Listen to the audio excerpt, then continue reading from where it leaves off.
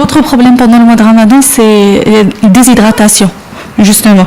Alors, comment éviter de se déshydrater pendant le mois de Ramadan? Alors, la particularité de Ramadan durant l'été, c'est le temps qui il fait chaud.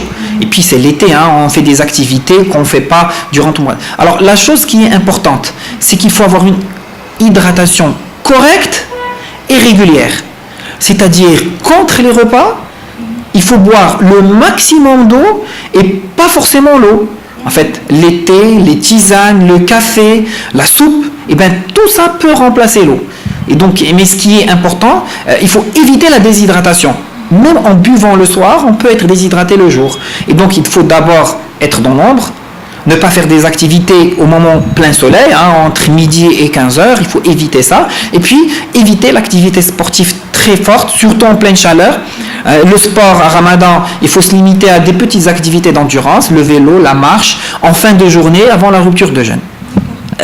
Quels sont les risques de la déshydratation? Alors, les risques de la déshydratation sont graves, hein. Ça peut réveiller des calculs de reins chez les gens qui ne boivent pas beaucoup, hein. On peut avoir des calculs rénaux, surtout chez les sujets âgés et les petits, hein, les enfants qui viennent de jeûner, qui sont les plus enclins aux complications. Et ça commence déjà par les vertiges, les maux de tête, la baisse de tension, hein, l'hypotension, on peut même atteindre des états de confusion et perdre connaissance.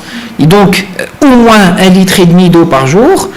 Entre les repas, jamais au moment des repas, parce que quand on prend des liquides, là, je suis en train de parler des jus, on a la mauvaise manie de les prendre au cours du repas. Eh ben non, si je veux un jus, c'est une manière de s'hydrater, mais loin des repas, parce qu'un jus c'est acide, ça va me coaguler mes protéines, ça va me donner de la fermentation, et ben ça va me donner des troubles digestifs, et je n'ai pas profité des bienfaits de chaque chose.